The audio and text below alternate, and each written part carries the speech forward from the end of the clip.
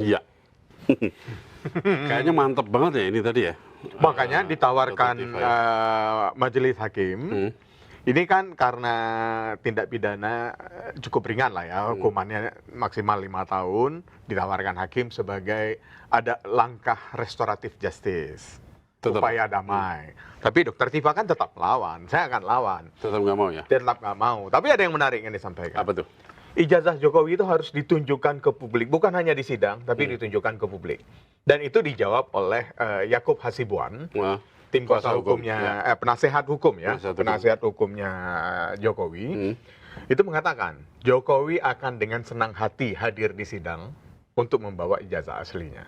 Itu yang sebenarnya yang kita tunggu. bentar. Kemarin itu katanya ada sempat ada kabar laporan kehilangan itu yang mana sih ya? Yang hilang? Laporan kehilangan, Ah, itu kan katanya jasanya hilang. ya yang diposting oleh Dr. Tifa itu yang jadi tanda tanya. Ah, Apakah pada saat Jokowi melaporkan sejumlah nama itu, termasuk Roy Suryo dan Tifa, itu di tempat pelaporan kehilangan. oh. Itu kan karena foto itu adalah foto tahun 2025, April Pada saat 2025, pelaporan pada kan? saat pelaporan.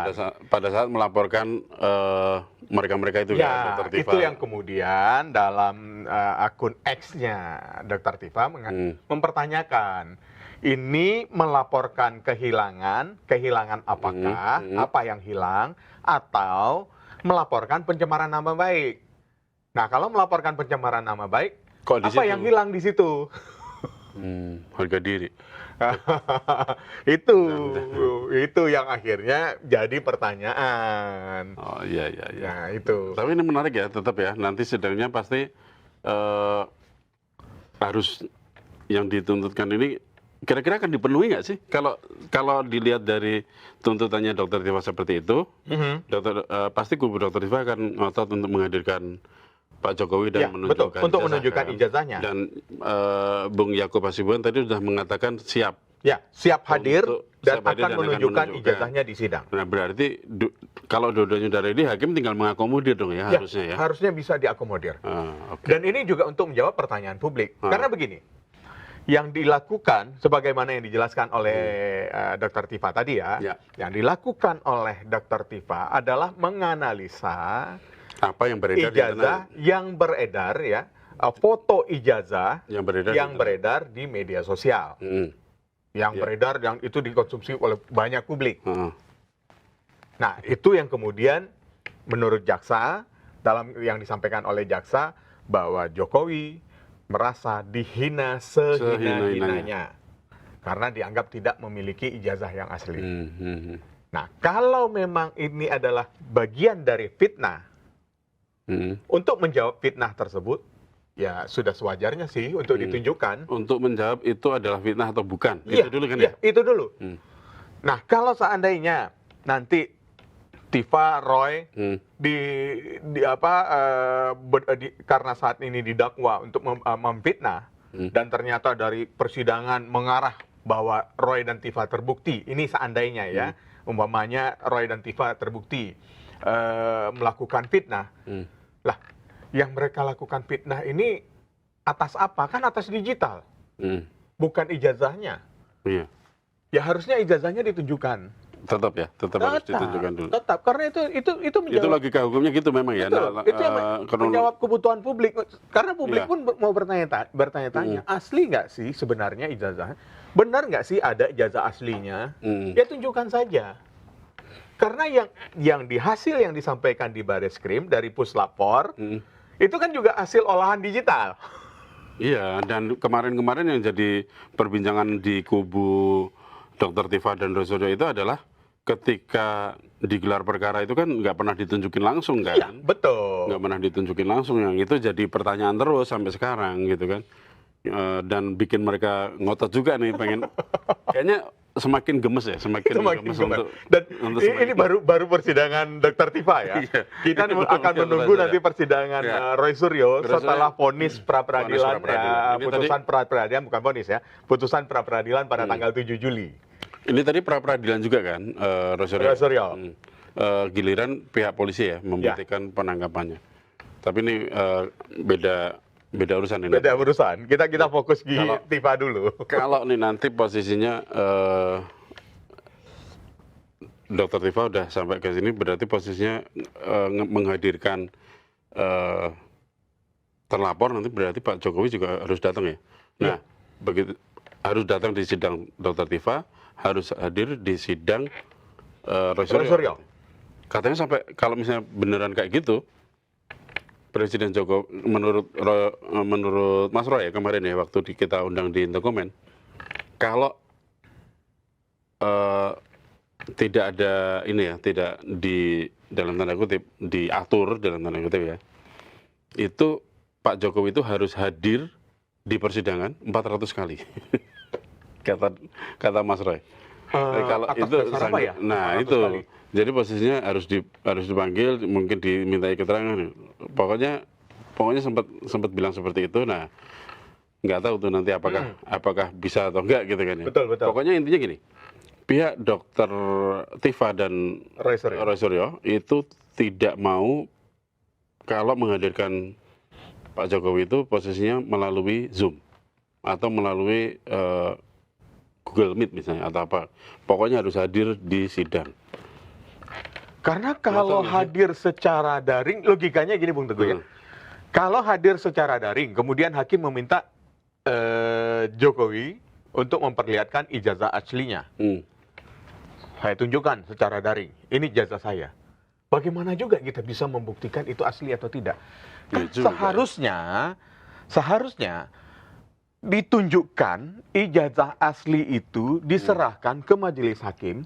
Nanti terserah majelis hakim akan melakukannya seperti melakukan uji forensik kah atau bagaimana, menyerahkan ke polisi untuk sebagai uji forensik dan dilaporkan kepada hakim. Saya nggak tahu prosedur hukumnya seperti apa, tapi itu kan harus ditunjukkan. Kalau melalui daring via Zoom atau Google Meet, jadi pertanyaan lagi nanti begini. Ya akan jadi pertanyaan, apa bedanya dengan foto digital yang beredar yang diupload oleh siapa? Dian Sandi ya? Dian Sandi. Ya. Apa bedanya dengan itu? Ya pasti akan jadi pertanyaan lagi dan bikin ya masyarakat nggak percaya. Tapi kayaknya memang ini ya, terlepas dari kasus ijazah ini kayaknya memang seolah-olah kayak diada-adakan sih berita soal beliau ini. Kalau melihat perjalanan kasus ini cukup panjang ya, kita melihat ya berbagai kasus, mungkin nggak tahu ya, mungkin ini agak berbeda dengan kasus Sambo atau kasus Jessica Wongso atau kasus-kasus yang besar yang ya mungkin agak beda ya karena proses peradilannya sangat cepat sekali. Ini dilaporkan 2025 sekitar bulan April, kemudian baru tanggal 2 Juli berarti mulai persidangan. Jadi artinya 1 tahun 2 bulan ya, 1 tahun 2 bulan terus bergulir karena penetapan tersangkanya kan cukup panjang, lama tuh proses penyelidikan, kemudian sampai naik ke sidiknya itu, ke penyidikannya itu, dan ditetapkan tersangka Roy Suryo dan Tifa. Ini kan cukup panjang. Karena Roy Suryo dan Tifa pun baru di 2026 ditetapkan tersangka.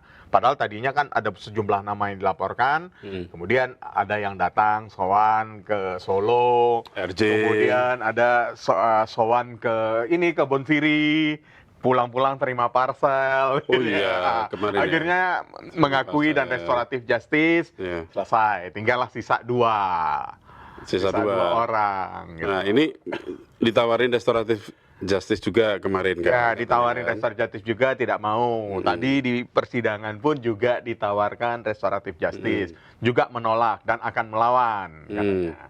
Dan akan memberikan perlawanan hukum pada sidang sidang berikutnya, karena kan setelah dakwaan kan ada pembelaan, baru hakim akan menentukan gitu kan. Tapi ya menarik ini tadi ya soal berkas ini tadi ya akhirnya